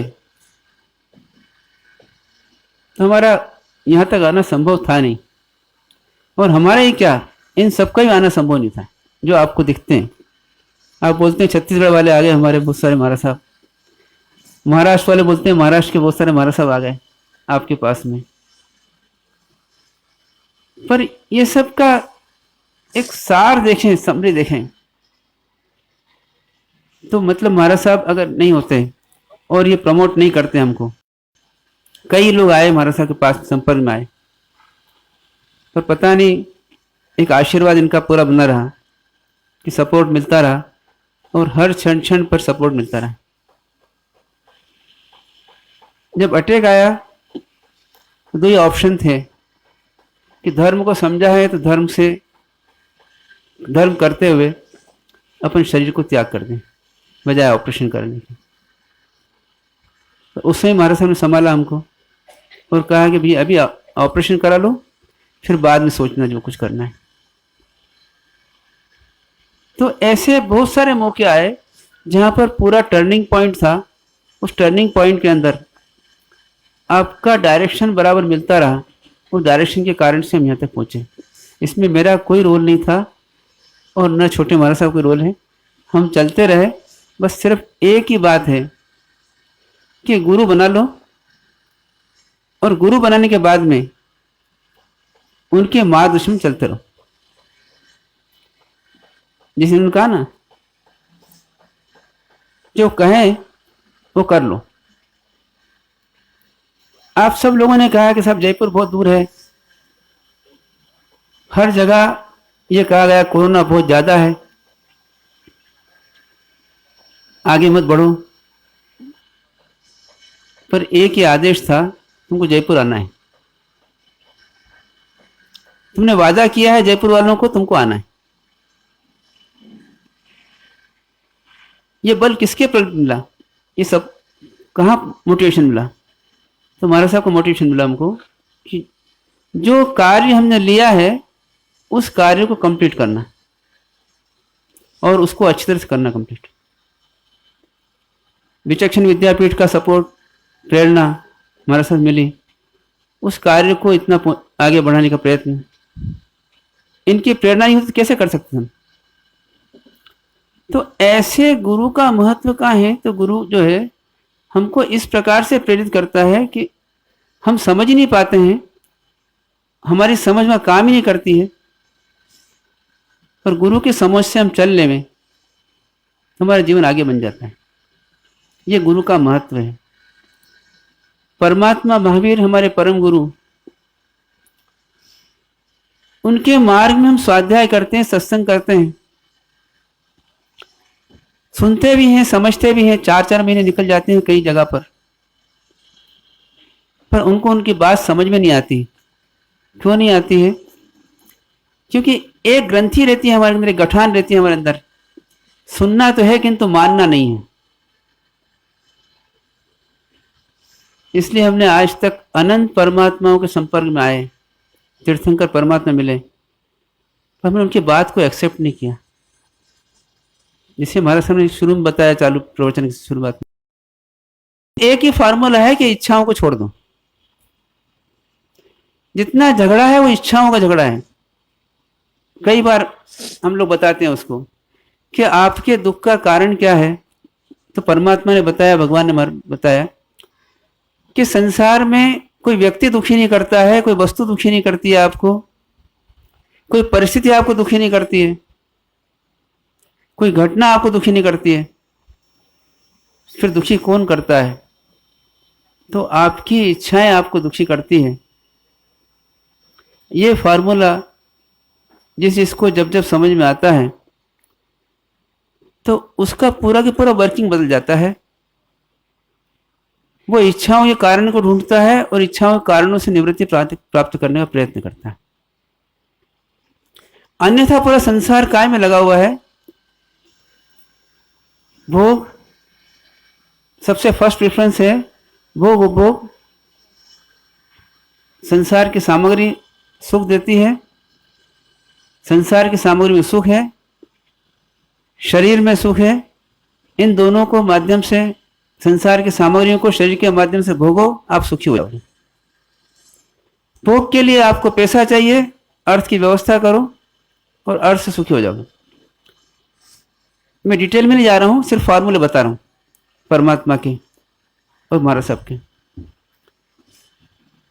तो सिर्फ पूरा संसार जो है भटकन जो है वो सिर्फ भोग में सुख है, ये मान्यता एक गाढ़ बनी रहती है, पक्की बनी रहती है।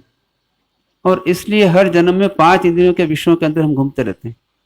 यहाँ सुख मिल जाएगा, यहाँ सुख मिल जाएगा, सुख मिल जाएगा। पर वहीं पर जब समझ में आया कि भैया भोग में दुख सुख कुछ नहीं है, संसार की सामग्री में सुख दुख नहीं है, सुख दुख सब अपने अंदर ही है, और काय से है तो अपनी इच्छाओं से। इन इच्छाओं को हम कैसे निवृत्त कर सकें, ये परमात्मा का मार्ग और उनके द्वारा जो परंपरा से गुरु हुए उनके द्वारा आया हुआ मार्ग बहुत समझने लायक है। बाकी सब तो इतिहास, कोई खास बात नहीं है, हर एक का इतिहास होता है। पर इस इतिहास के पीछे जो सिद्धांत होते हैं, प्रिंसिपल्स होते हैं, उनको समझ लें और उनको अपने जीवन में उतार लें, उनका प्रयोग अपने जीवन में कर लें, तो शायद एक हम उस परम सुख को प्राप्त कर लेंगे जो परमात्मा ने प्राप्त किया, जो परमात्मा हमको देना चाहते हैं। वैश्य कुमार मुनि को नेमिनाथ भगवान मिले, कितने क्षण के लिए मिले, कितने कम समय के लिए मिले, पर भगवान ने कुछ फार्मूला ऐसा बता दिया उनको कि उसके आधार पर केवली हो गए वो। सोचिए, आप चिंतन करिए कि कितना छोटा सा फार्मूला बता दिया, उस आधार पर केवली हो गए। ऐसे परमात्मा के जो फार्मूले हैं, सिद्धांत की फार्मूलों को समझना बहुत कठिन है। लोग क्या है, आर्ट्स को विषय को अच्छा समझते हैं, कहानी सुनने को अच्छा समझते हैं, पर जो फार्मूले हैं जिनके आधार पर जीवन जीना है उनको छोड़ देते हैं। जिससे क्या होता है, एक बच्चा जो है वो दवाई नहीं लेता, कड़वी दवाई नहीं लेता है, तो माँ उसको पेड़े में मिला करके दे देती है, पर बच्चा पेड़ा खा लेता है और गोली थूक देता है। ऐसे कैसे परमात्मा के सिद्धांत बहुत कठिन है। कई लोग हमसे कहते हैं कि महाराज साहब सिद्धांतों की बात मत करो, हमको बस सीधे से सरल सरल मार्ग बता दो, ऐसे जीना है, ऐसे करना है। पर जब तक आपके पास फार्मूले नहीं होंगे तब तक आप सवाल हल नहीं कर पाएंगे। मोक्ष मार्ग के सवाल को हल करने के लिए कुछ फार्मूले परमात्मा के, और वो फार्मूले हमारे को ऐसे चलते फिरते लोगों से नहीं मिल सकते, वो कोई परम गुरु हो उनके द्वारा ही मिल सकते हैं, और वो हमारे को मिले, इसलिए हमारा यहाँ टर्निंग पॉइंट आया और यहाँ तक आए। तो इनके लिए बहुत बहुत उपकार है इन सब का, महाराज साहब का है, हेमप्रज्ञ जी महाराज साहब, विद्युत प्रभा जी महाराज साहब, और जो गुरु मिले हमारे को, पंडित लोग मिले, रतनलाल जी पंडित जी मिले, बाबू जी मिले, इन सब लोगों ने मिलकर के हमको स्वाध्याय के माध्यम से इन सब चीज़ों को समझने के लिए प्रेरित किया, और 20 साल तक इनको समझने का प्रयत्न किया, जब जाके कुछ समझ में आया। आप सोचेंगे कि बात तो बहुत सरल है, पर ये सरल बात जो है कोई भी सीधी तरीके से नहीं बता पाता है परमात्मा के अलावा। धीरे धीरे हमको समझ में आया, इन सब को समझते समझते तब घर से निकलने का पूरा साहस किया, और आपका सपोर्ट पूरा रहा इस घर से निकलने। 2-4 बार और भी बीच में मौके आए जब महाराज साहब ने कहा कि ले लो अभियान, पर फिर जाने के बाद में वापस थम गए, क्यों नहीं भैया वापस, कहीं महाराज साहब थम गए कि हम थम गए। तो आज से 20 साल पहले एक जीवन के अंदर परिवर्तन आया, और परिवर्तन यही था कि एक दिशा से बदल करके दूसरी दिशा में ले जाना अपने आप को। हम भी जैसे मान लीजिए कि आप सब लोग तो हमसे मिलते हैं, जुड़ते हैं, और हम बता भी देते हैं कि भैया कैसे साधु जीवन होता है, पर हमारे जीवन में हमको यही पता नहीं साधु जीवन कैसे होता है। आप आश्चर्य करेंगे कि दीक्षा तो ले ली, पर कपड़े पहनना भी नहीं आते थे हमको। बताइए, कपड़े पहनना भी क्या है, कुछ सीखना पड़े हमको, और सिखाने वाले मिल गए हमारे को, मतलब वहां से हमारा जीवन स्टार्ट हुआ। महाराज साहब भी जो हैं आज आपके सामने बहुत अच्छे प्रवचन देते हैं, बहुत अच्छी अच्छी बातें करते हैं, आप लोग बड़े खुश होते हैं। पर 20 साल पहले क्या स्थिति थी उसकी कल्पना अपन कर नहीं सकते। मतलब इनको बोलने का बोलते तो बहुत घबराते थे, फिर बिठाए थे, एक आध 2 भजन गा लेते थे, थोड़ा बहुत बोले थे 5-10-15 मिनट। तो ऐसे करके धीरे धीरे धीरे धीरे गुरु का सानिध्य मिला हमारे को, और उसके कारण से जीवन में निखार आया। और हमारे ऊपर ही आपके आशीर्वाद नहीं है, सबके ऊपर आशीर्वाद आपका है, और सबके और उपकार है। जितने महाराज साहब हमारे यहाँ पर हैं, करीबन 14 महाराज साहब हो गए, एक विहार भी कर गए, और 13 बचे हैं।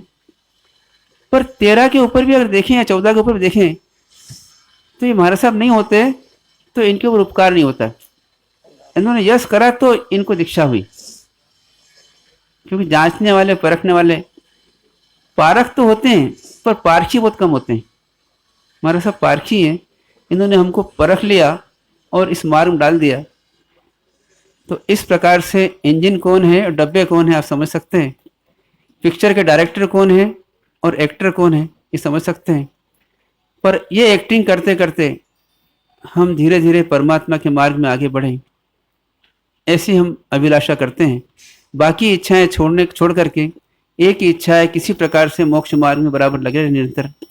और कभी कभार हम मोक्ष मार्ग से अगर अलग हट जाएं या कभी विकृत हो जाए हमारा मन, तो आप लोग जो हमारे संघ के लोग हैं वो हमें संभाल लेवें और हमको मोक्ष मार्ग से नीचे नहीं आने दें, ऐसा प्रयत्न आप करें। और महाराज साहब का पूरा उपकार है, इस उपकार को हम कभी भूल नहीं पाएंगे। इस वचन से ओम शांति। आखिरी ने अति अभी कुछ बोल दिया, मेरे में कोई लून लगता अभी मंगलिक के पश्चात देवेंद्र जी साहब मालू जहाँ कहीं भी हो जरा आगे आ जाएं। देवेंद्र जी साहब मालू। दीक्षा दिवस की शुभ बेला में देते आज बधाई, दीक्षा दिवस की शुभ बेला में देते आज बधाई। अनुमोदन के भावों से है मन में खुशियाँ छाई। संयम जीवन की जय हो, संयम जीवन, संयम जीवन की जय हो, संयम जीवन की जय। दीक्षा दिवस की शुभ बेला में देते आज बधाई। दीक्षा दिवस की शुभ बेला में देते आज बधाई। अनुमोदन के भावों से है मन में खुशियाँ छाई। संयम जीवन की जय हो, संयम की जय हो। गंगा जल सा पावन जीवन, चंदन सी शीतलता।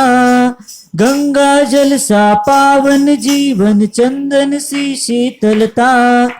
फूलों सी कोमलता पाकर मंद मंद महकाता। ऐसा जीवन है इनका, ऐसा जीवन है इनका। संयम जीवन की जय हो, संयम। दीक्षा दिवस की शुभ बेला में देते आज बधाई। दीक्षा दिवस की शुभ बेला में देते आज बधाई।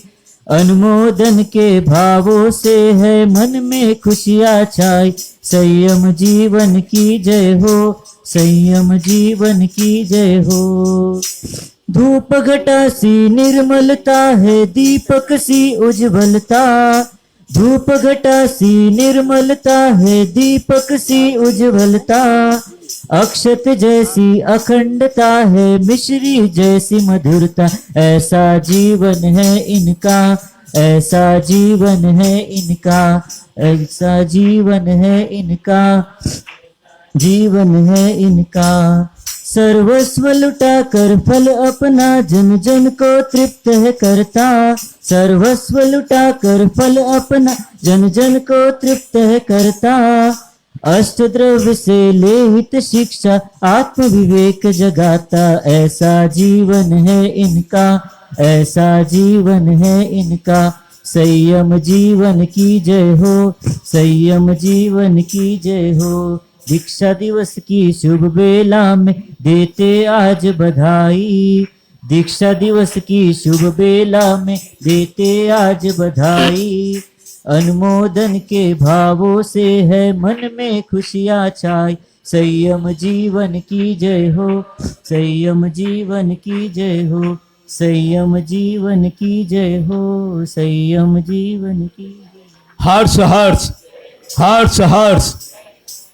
आज गुरु पूर्णिमा के शुभ अवसर पर अभी मंगलिक के बाद धर्मशाला के बेसमेंट पर दादा गुरुदेव की बड़ी पूजन का आयोजन होगा। इसमें आप सभी लोग ज़्यादा संख्या में पधारें और पूजन के 50 साधर्मी वात्सल्य का आयोजन रहेगा, जिसका लाभ श्रीमती माणक देवी जी मालू परिवार ने लिया है। सभी से निवेदन है पूजा और साधर्मी वात्सल्य में अवश्य पधारें। कल प्रातः 9 से 10 साढ़े 10 बजे तक प्रवचन रहेगा, रविवार है कल, और कल प्रवचन का विषय रहेगा परिवार में जीने की कला। इसके अलावा हमारे यहाँ तपस्याएं की चल रही है। आज की एम्बिल है श्रीमान कमल जी गोलेशा का, और तेला आज का प्रारंभ हुआ है श्रीमती नवनीता जी छाजेड़, मधु जी सेठ, श्रीमती सपना जी जैन और श्री मैंक जी लोढ़ा राजानंद गांव से, इनके भी आज तेला है। इनको संघ की तरफ से बहुत बहुत शुभकामनाएं, बहुत बहुत अनुमोदना इनकी।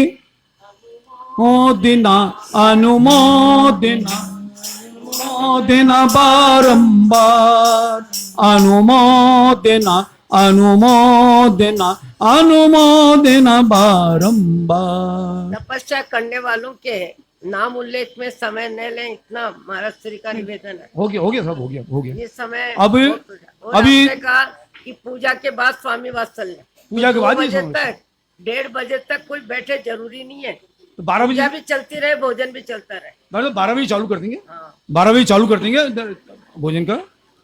और कल से 20 स्थानक तक और 20 वर्मान तक की भी यहाँ पर क्रिया प्रारंभ हो रही है। इसमें 1 दिन उपवास और 1 दिन पारना रहेगा। जिन्हें भी लाभ लेना हो वे पिंकी जी को और पीढ़ी पर नाम लिखवाते हुए 68 नकार रहेगा एक आशना से, वो ही 25 तारीख से चालू होगा कल से। इसके अलावा स्वाध्याय शिविर होगा 26 तारीख से। इसमें प्रातः 10:30 से 11:30 बजे तक शिविर रहेगा और 6 दिवसीय शहरी के अंदर महिलाओं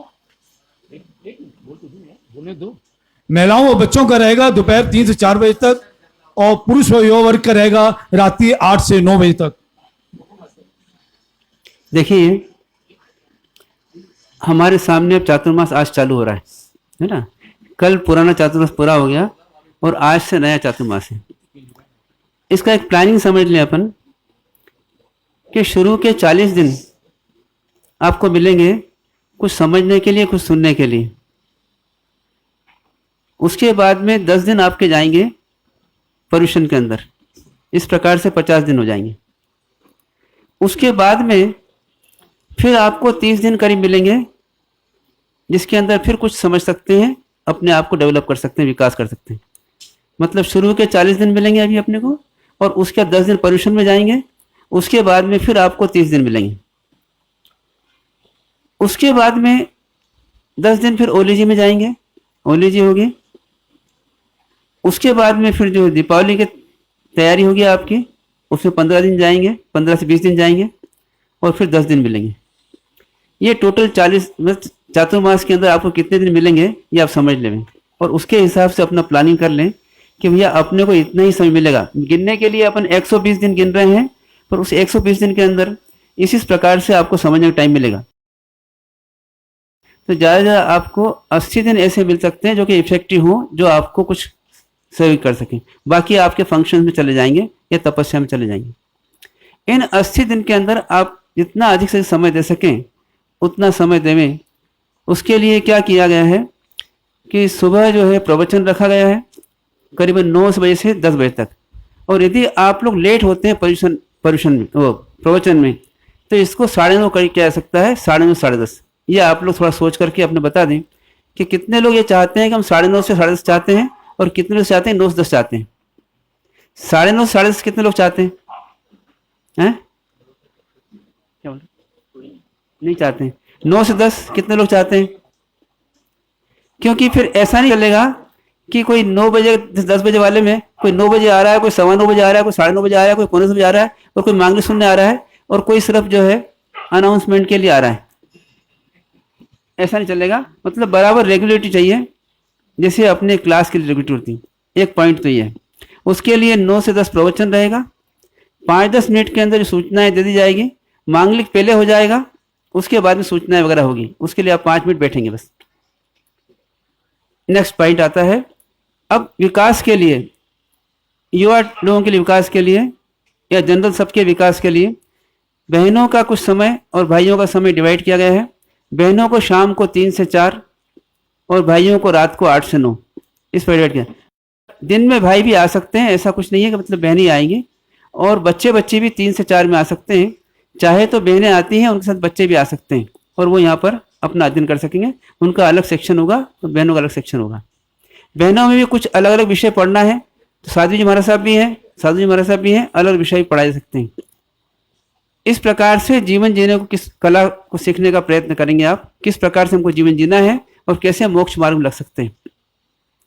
कुछ लोग पहले से साधु जी महाराज साहब के संपर्क में हैं और कुछ जानते हैं, कुछ समझते हैं, तो उनको ऐसा नहीं लगे कि भी हमारे लिए कुछ नहीं है। तो एडवांस क्लासेस, जिनको कुछ एक्स्ट्रा समझना है या एडवांस समझना है, तो प्रवचन के तुरंत बाद 10-15 मिनट बाद में यहाँ पर क्लास होगी, जो 1 घंटे क्लास होगी, करीबन 10:30 से लेकर के 11:30 तक। वह एडवांस लोगों के लिए हो सकती है, जिनको कुछ विशेष समझना है। तो इस प्रकार से हमारा कार्यक्रम रोज का चलेगा। पर विशेष ये है कि हर संडे को, हर रविवार को एक विशेष प्रवचन होगा। वो सिर्फ आपके परिवार के अंदर आप सुख से कैसे जी सकते हैं, मतलब परिवार में आप अपने आप को कैसे प्रबंधित कर सकते हैं, मैनेज कर सकते हैं, और परिवार वाले आपस में कैसे मैनेज कर सकते हैं। तो इसके लिए अगर आप कोशिश कर सकें तो पूरा परिवार आवे, जिससे क्या है, घर जाके आपको ये नहीं कहना पड़े कि भाई ये बात तुम्हारे लिए कही गई थी, हमारे साहब ऐसा कह रहे थे आपके लिए, और घर में झगड़ा हो जाए उस बात के ऊपर। सब लोग सुने और सुन करके अपने परिवार में किस प्रकार से शांति स्थापित हो सके।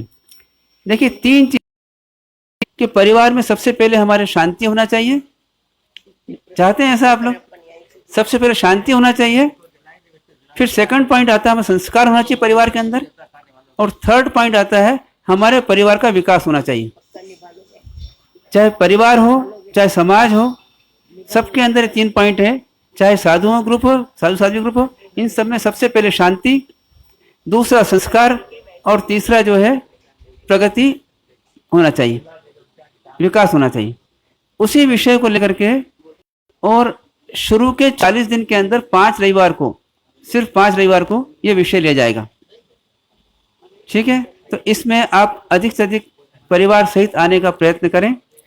और कदाचित अगर आपको बैठने की जगह न मिले तो जहाँ जगह मिले बिना झगड़ा किए वहाँ बैठ जाएं और शांति से सुन लें, और जल्दी आएंगे आपको जगह अच्छी मिलेगी। ठीक है, इस प्रकार से हमारा कार्यक्रम रहेगा। और रोज के प्रवचन किसी विषय को लेकर रहेंगे, उन विषयों को लेकर के प्रवचन को बता देंगे आप किस विषय का प्रवचन कब होगा। इस प्रकार का पूरा प्रोग्राम रहेगा। तो जो भी आपका फ्रेंड सर्कल है उनको भी आप बतला दें, और उसके हिसाब से अपना प्लानिंग कर लें आने जाने का। ओम शांति। महाराज साहब ने अभी संक्षिप्त जानकारी दे दी है कार्यक्रमों के बारे में। आप सभी इष्ट परिवार मित्रों के साथ यहाँ पर ज्यादा संख्या में पधार करके लाभ लेवें। सामूहिक वंदना। एक और बात है, यदि आपके कोई मित्र वर्ग हैं और दूसरी जाति के भी हैं तो यहाँ किसी प्रकार का ऑब्जेक्शन नहीं है कि वो नहीं आ सकते हैं, उनको भी ला सकते हैं, वो भी आ सकते हैं। जात पात का भेद किए बिना उनको भी ला सकते हैं, कोई दिक्कत नहीं है। क्योंकि यहाँ जो बात होगी कहीं किसी को कन्वर्ट करने की बात नहीं है, पर जीवन कैसे जिया जाए, किस प्रकार से हमारा जीवन अच्छा बने, और धीरे धीरे हम जो है संसार से निकल करके धर्म की तरफ बढ़ें, और धर्म से निकल के आध्यात्म बढ़ें, और मोक्ष मार्ग को पकड़ें, वही मार्ग बताया जाएगा। इसलिए कोई भी आ सकता है। ओम शांति। हाँ, सामूहिक वंदना। उद्यान के बारे में बता दीजिए एक विशेष जानकारी। 1 मिनट बैठिए आप लोग। अभी तो समय पूरा है, पर चातुर्मास समाप्ति के बाद यहाँ से जो 12 साध्वी जी गए 4 जगह चातुर्मास करने, उन सब का मन गमगीन था कि हमको गुरु महाराज का लाभ नहीं मिलेगा। इसलिए हमने उसी समय बोला कि चातुर्मास समाप्ति के बाद आप सब बिना आज्ञा के मालपुरा पहुंच जाना। और गुरु महाराज से भी विनती है संघ की और मेरी कि आप श्री 2 महीना मालपुरा पधारें, और उपदान तप की आराधना कराने की मानसिकता कार्यकर्ताओं की बन चुकी है। उपदान करने वाले अपना नाम लिखावें। जय जय जय जय। कई परिवार के सदस्य, कई घरों में जो गुटखा खाने की प्रवृत्ति है, उससे समय भी बर्बाद है, पैसा भी खराब है, स्वास्थ्य भी खराब है, और घर वालों को टेंशन भी है। तो इसलिए आज गुरु पूर्णिमा के दिन एक कोई अपना व्यसन, एक गलत आदत, गलत बोलने की आदत, हंसी मजाक में गाली देने की आदत, जो भी आदत हो उसको वो सिरे महाराज के चरणों में करें। और अध्यक्ष ने तो 4 महीने का चातुर्मास में वो सदा ही निभ जाएगा, फिर रात्रि भोजन का त्याग किया। वैसे ही मालू जी जो मंत्री पद पे है, उन्होंने भी अपने मन को बड़ा प्रयत्न करके मनाया है और गुटखे का पूरी तरह से त्याग किया है। हर्ष हर्ष। ऐसे एक हमारा नियम हर चातुर्मास में रहता है कि जिसके यहाँ पर आलू प्याज आदि उपयोग होता है, अरे खड़ा करने की उसके बात घर है। की गोशीन लेते हैं। तो ये जयपुर वाले थोड़ा ध्यान रखें, कभी सिटी में हमको गोशी पड़े तो हम उसके घर पे नहीं जाएंगे जिसके घर पर कि आलू प्याज वगैरह उपयोग होता है। इसलिए किसी प्रकार का फोर्स न करें, ये ध्यान रखें। बाबू जी ये कई घरों में, नहीं जाएंगे हम लोग, क्या है? कई घरों में बड़ी उम्र वालों के आंसू निकल जाएंगे। निकलना तो उसमें क्या हो गया, उनके बच्चों को संभालने की ड्यूटी उनकी है। तो ये ध्यान रखें जरा। कभी मतलब हमारे महाराज साहब कभी नहीं लेते हैं गोचरी, तब आंसू ना निकालें, महाराज साहब झगड़ा भी नहीं करें, खूब चिल्लाए भी नहीं, रोना गाना भी नहीं करें। आप समझ लें कि भैया गलती अपनी है, तो कम से कम आलू प्याज लहसुन आदि जो जमीकंद है उसका या तो आप परिवार में लाना बंद कर दें, और उसके बदले बहुत अच्छी अच्छी चीज़ें मिलती है वो ला के खिलाएं बच्चों को, जिससे संस्कार पड़े उनके। ठीक बस। हाँ साहब, अब सामूहिक वंदना। इच्छामी, हाँ साहब खड़ो जाए। इच्छामी खमास जावणी जय निश्चय मथेन वंदामी। इच्छामी खमास मनो वंदेहु जावणी जय निश्चय मथेन वंदामी। इचकार भगवान सूराय सुदेशीय सुख तप शरीर निराबाद है, सुख संयम यात्रा निर्वृत्त हो जी। स्वामी शाता छे जी आर आहार पानी को लाभ दीजो। वर्तमान योग इच्छामि खमास्मनो वंदे जावणज्याय निश्चय मथेन वंदामि। इच्छा कारण संदिशा भगवान अभिठ्ठामि अभिअंतर देवसीय खामयो इच्छाम खामिमि देवसीय जनकिंची अपत्यम परपत्यम भत्ते पाणी वीणे ब्यावच्चे आलावे संलावे उचासने समासने अंतर्वासाय उरिवासाय जनकिंची मजीन परीन सुमवा वैरंबा तुपे जाने न जनामि तच्छामि दुक्कडम। धर्म लाभ मामूली फरमान। चत्तारि मंगलम चत्तारि मंगलम अरिहंता मंगलम सिद्धा मंगलम साहू मंगलम केवली पंडित धम्म मंगलम। चत्तारि लोकोत्तम अरिहंता लोकोत्तम सिद्धा लोकोत्तम साहू लोकोत्तम केवली पंडित धम्म लोकोत्तम। चत्तारि शरणं पवज्जामि अरिहंते शरणं पवज्जामि सिद्धे शरणं पवज्जामि साहू शरणं पवज्जामि केवली पंडितं धम्मं शरणं पवज्जामि। सर्वमंगल मंगल सुख कल्याण कारणम प्रधानम सर्व जैनम जयति शासनम। बोल महावीर भगवान की जय। बोलिए चारों दादा गुरुदेव की जय।